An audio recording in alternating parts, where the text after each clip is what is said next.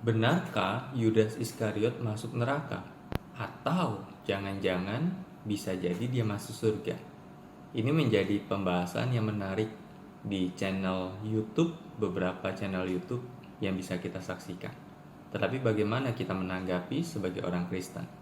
Jangan lewatkan di dalam acara ngopi kita hari ini, ngobrolin perkara iman, di dalam channel kita Brontis Production.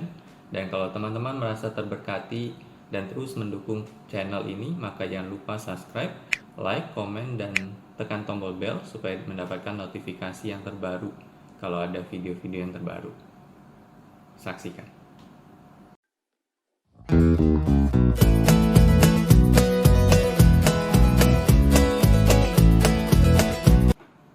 Shalom, jumpa lagi di dalam acara kita Brontis Production sebagai sebuah channel yang menekankan tentang pengajaran yang sesuai dengan Alkitabiah.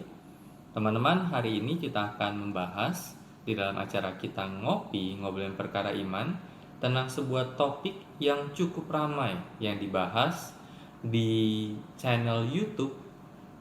Kalau kita melihat akan beberapa pembahasan dari beberapa YouTubers berkaitan dengan apakah Yudas yang berkaitan dengan Yudas Iskariot itu masuk surga atau tidak. Dan kata lain, apakah Yudas Iskariot itu masuk surga atau masuk neraka.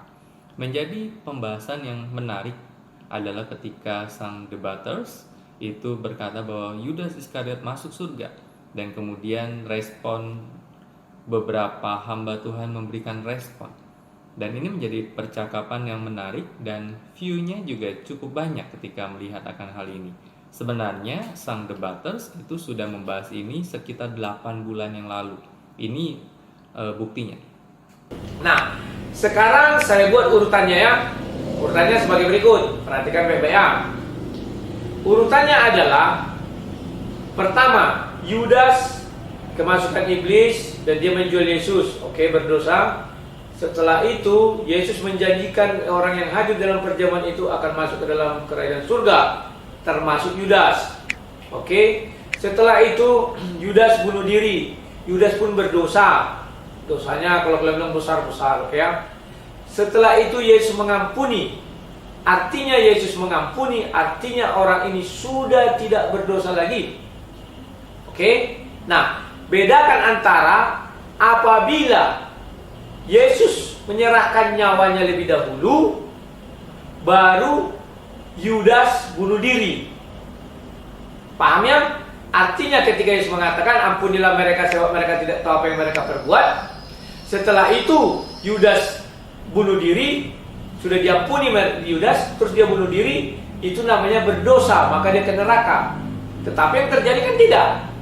Sebaliknya, Yudas mati lebih dahulu, baru diampuni. Paham ya? Sehingga Yudas tidak bisa berbuat dosa lagi karena dia sudah mati. Namun apabila diampuni lebih dahulu, baru dia bunuh diri, artinya berbuat dosa. Paham ya? Dan kemudian beberapa minggu ini sang debaters kembali memunculkan dengan berbagai diskusi yang dilakukan dengan para hamba-hamba Tuhan, baik melalui Skype dan kemudian melalui rekaman dan kemudian ditanggapi. Dan kita melihat beberapa video-video ini yang bisa kita saksikan di layar kita masing-masing. Wow, begitu banyak berkaitan dengan topik ini saja. Apakah Yudas Iskariot itu masuk surga atau tidak? Sang debaters tetap berkata bahwa Yudas Iskariot masuk surga dengan 3 alasan ini. Bahwa saya argumennya hanya ada 2. Yang pertama bahwa Yudas itu dipilih langsung oleh Yesus untuk peran pengkhianat dan iblis. Pertama. Yang kedua, Yesus sendiri yang berkatakan, engkau dan saya akan duduk di atas tata kerajaan surga. Di Lukas 22 ayat 30 itu kan. Kalau yang tadi itu Yohanes 6 ayat 64 dan 70. Setelah itu yang ketiga, Yesus kan sudah mengampuni Yudas. Bapa, ampunilah mereka sebab mereka tidak tahu apa yang mereka perbuat. 3 itu aja, Pak. Sedangkan para hamba-hamba Tuhan lain berkata tidak, Yudas Iskariot tidak masuk surga. Kalau tidak masuk surga berarti masuk neraka dengan alasan ini. Iya, ini kan doa Yesus kepada Bapa terkait dengan murid-muridnya, dan dia bilang tidak ada seorang pun daripada mereka yang binasa selain daripada dia yang ditentukan untuk binasa. Jadi ini berarti bahwa kalau yang ditentukan untuk binasa itu adalah Yudas Iskariot, apa artinya binasa? Ya binasa artinya ya masuk neraka lah. Maka dari ayat ini sebenarnya kita sudah bisa tahu bahwa Yudas itu memang akan masuk neraka. Tetapi apapun pembahasan dan penjelasan yang disampaikan oleh debaters maupun para hamba-hamba Tuhan berkaitan apakah Yudas Iskariot itu masuk surga atau masuk neraka, tetapi bagi saya adalah sebuah esensi yang perlu kita maknai, bahwa seperti apa seseorang dilayakkan oleh Tuhan untuk masuk surga. Maka kita bisa meyakini bahwa orang yang masuk surga dan dilayakkan Tuhan masuk surga adalah orang yang percaya kepada Kristus, orang yang sungguh-sungguh menerima Kristus sebagai Tuhan dan Juru Selamat. Dan kemudian orang itu tidak pernah menyangkali imannya, dan kemudian dia tetap hidup setia kepada Kristus di dalam ketaatannya kepada Tuhan. Saya memunculkan 3 ayat pada hari ini, yaitu yang pertama adalah dari Yohanes 14 ayat yang ke-6. Dikatakan, kata Yesus kepadanya, akulah jalan dan kebenaran dan hidup. Tidak ada seorang pun yang datang kepada Bapa kalau tidak melalui aku. Ya, dengan kata lain, kalau mau datang kepada Bapa, kalau mau masuk surga, maka Tuhan Yesus berkata harus melalui aku. Dan kemudian di dalam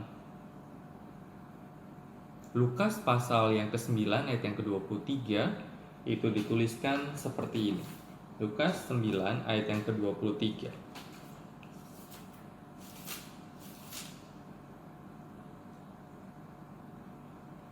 Katanya kepada mereka semua, setiap orang yang mengikut aku, ia harus menyangkal dirinya, memikul salibnya setiap hari dan mengikut aku. Kemudian saya akan munculkan ayat yang terakhir untuk setiap kita, yaitu dari Galatia pasal yang kedua ayat yang ke-20. Berkata, namun aku hidup, tetapi bukan lagi aku sendiri yang hidup, melainkan Kristus yang hidup di dalam aku. Dari 3 bagian ini, maka saya bisa berkata seperti ini. Bukan pertanyaan apakah Yudas Iskariot itu masuk surga atau tidak, tetapi pertanyaannya adalah apakah seseorang, ya siapapun seperti itu ya, betul-betul orang itu percaya pada Kristus atau tidak. Kalau dia percaya pada Kristus, maka kita meyakini ketika dia percaya menerima Kristus sebagai Tuhan Juru Selamat, kita meyakini dia pasti masuk surga. Dan bukankah itu yang dijanjikan oleh Kristus? Kemudian pertanyaan yang kedua adalah apakah ketika dia sudah percaya pada Kristus, hidupnya sampai kepada garis akhir, yaitu garis finish dengan dia tetap setia dan beriman pada Kristus. Dan 2 pertanyaan ini yang menjadi patokan di dalam sebuah jawaban, baik Yudas Iskariot ataupun setiap kita sebagai manusia. Apakah kita ingin masuk surga? Pasti kita ingin masuk surga.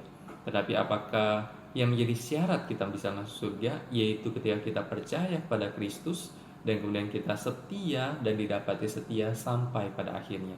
Dan Tuhan berkata, mari masuklah hambaku yang baik dan setia.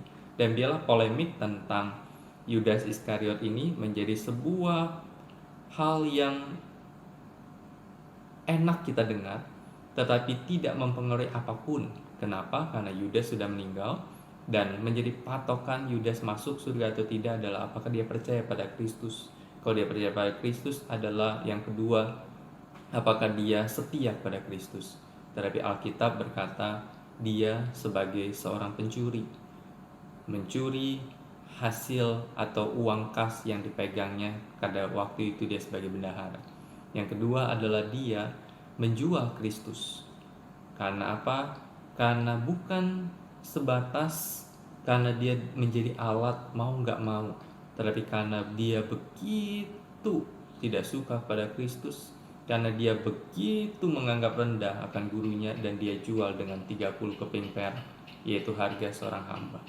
Biarlah melalui perenungan hari ini, melalui ngopi kita hari ini, kita belajar bahwa ayo kita melihat segi esensi dari sebuah pengajaran firman Tuhan ketika bicara tentang keselamatan dibandingkan dengan segi-segi yang remeh-temeh berkaitan dengan hal ini. Tuhan Yesus memberkati kita. Amin.